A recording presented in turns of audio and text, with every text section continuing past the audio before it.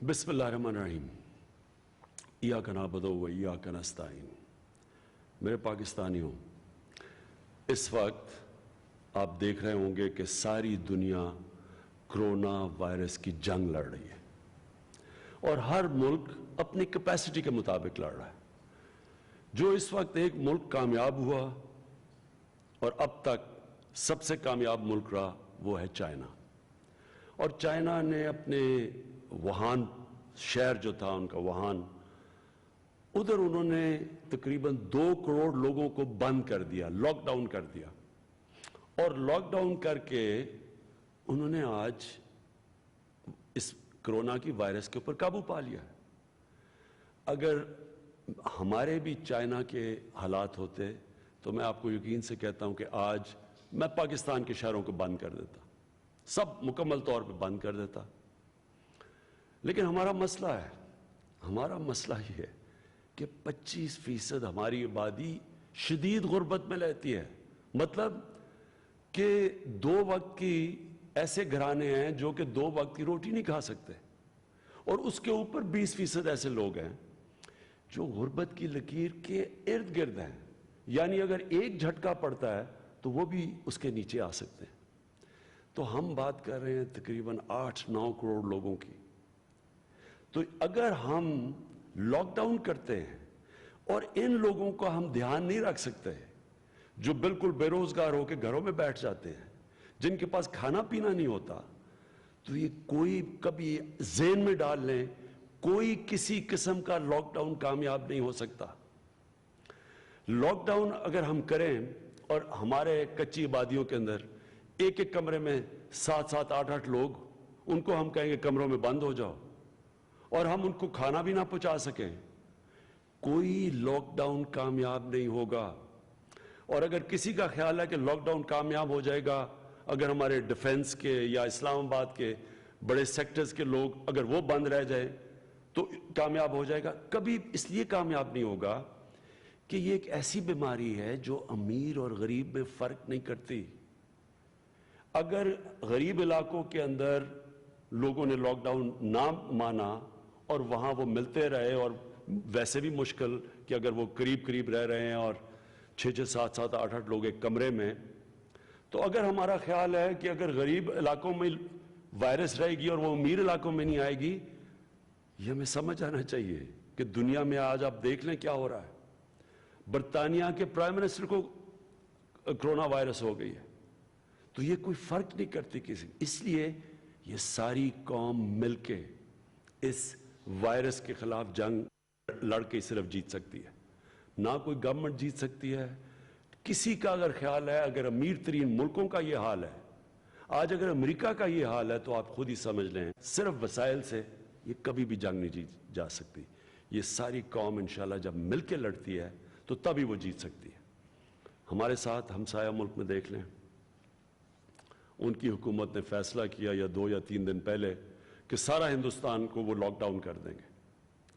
आज वहाँ हालात देख लें, आज हालात ऐसे हैं कि उनके प्राइम मिनिस्टर ने कौम से माफ़ी मांगी है, और माफ़ी ये मांगी है कि हमने बड़ी सोचे समझे बगैर लॉकडाउन कर दिया था।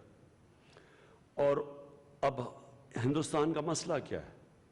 हिंदुस्तान का आज मसला ये है कि अगर वो इस लॉकडाउन को अब हटाते हैं तो कोरोना वायरस फैल जाती है, क्योंकि पब्लिक फिर से मिलना शुरू हो जाएगी, सड़कों पे आ जाएगी, काम शुरू कर देगी।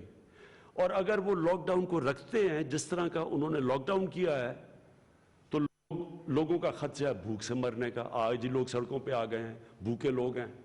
अगर लोगों के पास खाना नहीं है तो उनको क्या फर्क पड़ेगा कि अगर वायरस से कोई लोग मरते हैं, नहीं, वो तो भूख से मर रहे हैं। तो इसलिए मैं आज आप सबको कहना चाहता हूं कि ये जंग हमने हिकमत से लड़नी है। सबसे पहले अपनी हिकमत इस्तेमाल करनी है, अपने मुल्क के हालात देखने हैं। हमारे मुल्क के हालात क्या हैं? क्या सबसे बड़ा सवाल यह है कि जब हम मुल्क को लॉकडाउन करेंगे या किसी इलाके को लॉकडाउन करेंगे तो क्या हम वहां के लोगों को घरों में खाना पहुंचा सकेंगे? अगर हम ये नहीं कर सकते, یہ لاک ڈاؤن کامیاب نہیں ہوگا. لہٰذا میں نے جو آج فیصلہ کیا، جو آج میں اناؤنس کرنے لگا ہوں آپ کے سامنے، ہم نے اب سوچا کہ ہماری طاقت کیا ہے. کیا ہم وسائل سے یہ لڑ سکتے ہیں؟ میں پہلے بھی سوال پوچھا. اب صرف میں آپ کو معذرہ کرنا چاہتا ہوں امریکہ کا اور پاکستان کا. ہم نے اپنے بڑی مشکلوں سے پاکستان کی تاریخ کا سب سے بڑا ریلیف پیکج دیا ہے. وہ بنتا ہے تقریباً $8 ارب. امریکہ نے بھی ایک ریلیف پیکج دیا ہے، وہ بنتا ہے $2000 ارب. تو ظاہر ہے کہ وسائل تو ہمارے پاس نہیں ہیں. تو ہمارے پاس کیا چیز ہے؟ ہمارے پاس دو چیزیں ہیں. سب سے بڑی چیز ہمارے پاس ایمان. جو قائد اعظم نے شروع میں پاکستان کی جب ہمارا جو موٹو بنائی تھی، یونٹی، فیتھ، ڈسپلن، اس میں ایمان سب سے بڑی ہماری طاقت ہے. اور یہ کیوں بڑی طاقت ہے؟ کیونکہ ایمان کی وجہ سے پاکستان کی وہ قوم ہے جو دنیا میں 4 یا 5 ملک ہیں جو سب سے زیادہ خیرات دیتی ہے. دوسری ہماری طاقت کیا ہے؟ ہمارے نوجوان آبادی. اس وقت دنیا کی ہم دوسرے نمبر پہ سب سے نوجوان آبادی ہے. ان دو طاقتوں کا اب ہم نے استعمال کرنا ہے. کرونا کی یہ جو وائرس کا مقابلہ کرنے کے لیے اور جنگ جیتنے کے لیے، یہ ہیں دو پاکستان کی طاقتیں. تو پہلی چیز تو آج میں وہ جو اناؤنس کر رہا ہوں، جو میں نے پہلے کہہ بھی دیا تھا میڈیا پہ، کہ کرونا کی ریلیف کے لیے ٹائیگرز فورس میں اناؤنس کر رہا ہوں. یہ جو ٹائیگر فورس ہے، کرونا ریلیف ٹائیگرز، یہ وہ نوجوانوں کی فورس ہوگی جو انشاءاللہ وہ جو ہماری کمیاں ہیں وہ پوری کرے گی.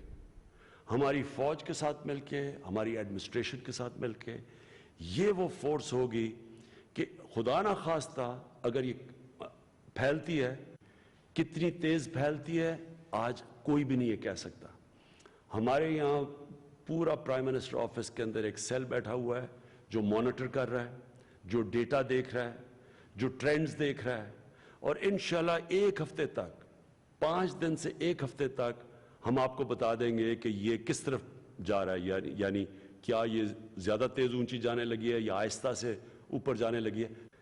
یہ جو ہماری فورس ہوگی، ہماری ٹائیگر فورس ہوگی، اس کا کام یہ ہوگا کہ ان علاقوں کے اندر جن کو ہمیں لاک ڈاؤن کرنا پڑے گا، یہ وہ لوگ ہوں گے جو وہاں کھانا پینا پہنچائیں گے، بنیادی ضروریات کی چیزیں پہنچائیں گے. یہ وہ لوگ ہوں گے جو لوگوں کو بتائیں گے کہ سیلف کوارنٹین کیا ہوتی ہے. مثلا اگر آپ کو زکام، نزلہ کچھ ہو گیا تو ضروری نہیں آپ نے ہاسپٹل جانا ہے. گھروں میں اگر آپ رہیں اور سیلف کوارنٹین کریں تو آپ یہ مرض سے ٹھیک ہو سکتے ہیں. تو یہ سمجھنے کی بات ہے کہ یہ جو وائرس ہے، یہ جب ہوتی ہے، ابھی بدقسمتی سے میں دیکھ رہا ہوں کہ ان کو مجرموں کی طرح دیکھنا شروع ہو جاتا ہے جس کو کرونا ہو جائے. لوگ جا کے اس کو پتہ نہیں، 1-2 جگہ میں نے بڑے عجیب چیزیں سنی ہیں.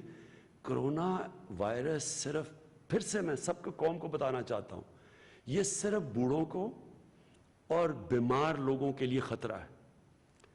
4 سے 5% لوگ ہیں جن کو ہاسپٹل جانا پڑتا ہے. باقی لوگوں کو اگر سیلف کوارنٹائن ہو جائے تو وہ ٹھیک ہو سکتے ہیں.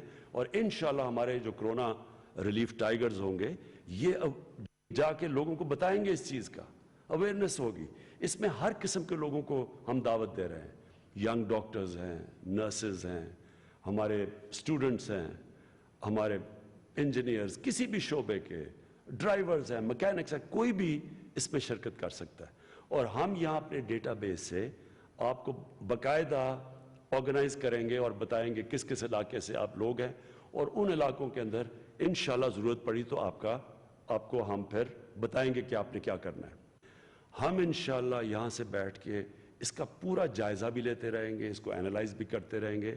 اور یہ جو ہماری بڑی نوجوانوں کی ٹائیگر فورس ہوگی، یہ بھی ہمارے ساتھ ہوگی، سارے پاکستان کے ادارے بھی ہیں، اور انشاءاللہ ان کے ساتھ مل کے ہم وہ کمی پوری کریں گے جو اس وقت ہمارے پاس وسائل کے نہ ہونے کی وجہ سے کمی ہے. دوسری چیز، آج میں prime minister corona relief fund announce कर रहा हूं। नेशनल बैंक ऑफ पाकिस्तान में अकाउंट होगा। ये अकाउंट आपकी स्क्रीन पे आ रहा है, लेकिन ये परसों से खुलेगा। परसों से इस अकाउंट में जो भी पैसा डालेगा, पाकिस्तान से बाहर, पाकिस्तान के अंदर, किसी किस्म के सवालात नहीं पूछे जाएंगे। और जो भी आप पैसा इसके अंदर डिपॉजिट करेंगे, अगर आप उसमें से चाहें कि आपकी वो टैक्स में आप अगर वो डिक्लेयर करेंगे तो आपको टैक्स रिलीफ मिलेगा, उसमें टैक्स में छूट मिलेगी, टैक्स डिडक्टेबल होगा। तो ये जो अकाउंट होगा, इसका मकसद क्या होगा कि जो हमारे एहसास प्रोग्राम में इस वक्त 1,20,00,000 लोगों को हम घरों के अंदर पैसे पहुंचा रहे हैं, 12,000 रुपए, उनको अगर हमने मजीद बढ़ाना पड़े तो ये जो फंड होगा और बढ़ाना पड़ेगा, क्योंकि लोग बेरोजगार हुए हैं इस वक्त, तो उनको घरों में पैसा पहुंचाने के लिए ये सारा फंड की हमारी पूरी कोशिश ही होगी कि इस फंड के जरिए हम लोगों को पैसा पहुंचाएं। और जाहिर है ये अगर ये लंबा जाएगा तो इसके लिए हमें और पैसे की जरूरत पड़ेगी। तो ये फंड का आपको पता भी चलता रहेगा, इसकी ऑडिट होगा, आपको पता होगा कि फंड किधर जा रहा है। कोई भी पता चलवाना चाहे तो इंशाल्लाह इस फंड के ऊपर हम आपको मुकम्मल तौर पे इंफॉर्मेशन देंगे। और तीसरी चीज़, स्टेट बैंक ऑफ पाकिस्तान ने फैसला किया है कि जो भी बिजनेसेस अपने मजदूरों को, वर्कर्स को बेरोजगार नहीं करेगी, स्टेट बैंक ऑफ पाकिस्तान उनको सस्ते कर्जे देगा। और चौथी चीज़, हमारे एहसास प्रोग्राम की जो फेसबुक पेज है, उस फेसबुक पेज के ऊपर एक तरफ हम कहेंगे कि जो भी लोग चाहते हैं, किसी गांव में बैठे हैं, उनको राशन की ज़रूरत है, वो उसके ऊपर रजिस्टर करें। और दूसरी तरफ जो भी लोग खैरात देना चाहते हैं, जो भी चैरिटी करना चाहते हैं, वो लोगों को वो रजिस्टर करें और हम आपस में इनको मिला देंगे। यानी जो खैरात देना चाहता है हम बता देंगे कि कौन से गांव में, कौन से मोहल्ले में लोगों को उस खैरात की ज़रूरत है, राशन की ज़रूरत है। तो हम सिर्फ, हमारा काम होगा कि एहसास प्रोग्राम के ज़रिए सारे जितने भी पाकिस्तान में खैराती, कोई खैरात करना चाहता है, कोई किसी किस्म के कोई राशन देना चाहता है, कुछ भी जो भी करना चाहता है, वो सारे रजिस्टर करें। और हमारी कोशिश ये होगी कि हम सारों का, ताकि पैसा ज़ाया ना हो, ताकि ये ना हो कि एक ही जगह सारे लोग खैरात दे दें, दूसरी जगह लोग भूखे रहें। हम उनको सारे एक मुल्क के अंदर बताएंगे कि किधर किस चीज़ की ज़रूरत है और कौन सा इदारा किधर काम कर रहा है, ताकि जो पाकिस्तान का रिलीफ एफर्ट है वो पहली दफ़ा पाकिस्तान की तारीख में कोऑर्डिनेशन से चले।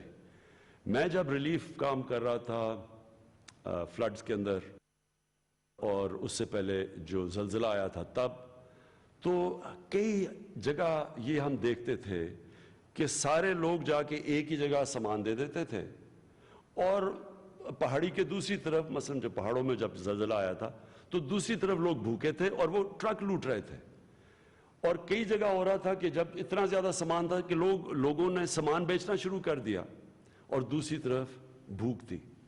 तो मैं ये चाहता हूं कि इस बारी पाकिस्तान में हम सारे खैराती इदारों को डायरेक्ट करें कि किधर किधर उनके जो वसाइल हैं किधर इस्तेमाल करें, ताकि हमारी खैरात का सही माने में इस्तेमाल हो सके। आखिर में मैं एक ख़ास चीज़ कहना चाहता हूँ। जो लोग ज़ख़ीरा अंदोज़ी कर रहे हैं, मैं ये उनको कहना चाहता हूँ कि उनकी वजह से इस मुल्क में लोग मरेंगे भूख की वजह से।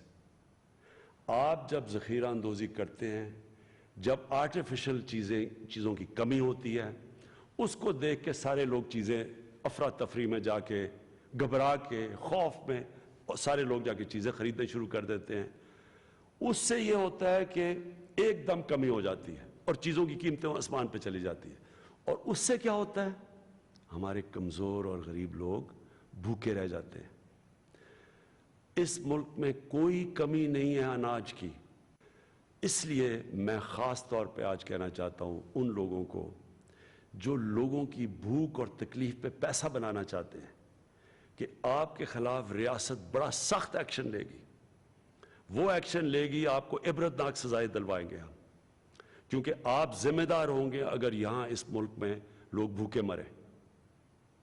और बाकी अपनी कौम को मैं कहना चाहता हूं कि یہ جنگ ہم جیت سکتے ہیں قوم جب مل کے لڑے گی.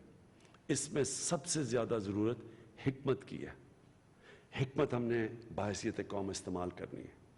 اور اس کا مطلب یہ کہ جب ہمیں پتہ ہے کہ جدھر بھی لوگ جمع ہوتے ہیں وہاں کرونا وائرس کا پھیلنا کا خطرہ زیادہ ہے, تو ہمیں خود ہی سوچ لینا چاہیے کہ ہم نہ جمع ہوں, فاصلے رکھیں, کم از کم ایک دوسرے انسان کے بیچ میں 2 گز کا فاصلہ رکھیں, جس کو سوشل ڈسٹنسنگ کہتے ہیں.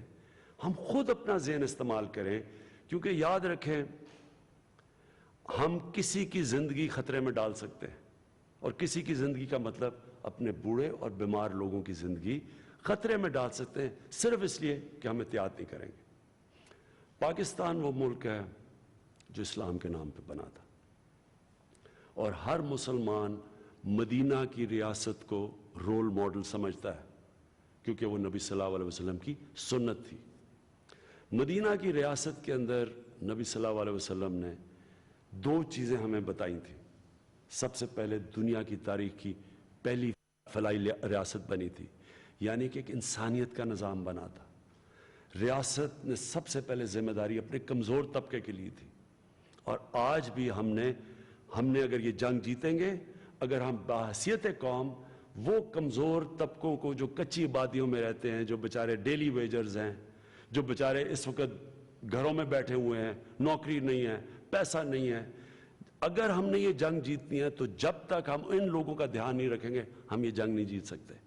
اور ہمیں یاد رکھنا چاہیے کہ انصار اور مہاجر کا جو ہمارے نبی صلی اللہ علیہ وسلم نے شروع میں جو بھوکے لوگ آئے تھے, کوئی ہاتھ میں چیز نہیں تھی, جب مکہ کو چھوڑ کے آئے تھے, تو جس طرح انصاروں نے ان کی مدد کی تھی, ان کو دھیان رکھا تھا, وہ سپرٹ چاہیے آج پاکستان میں.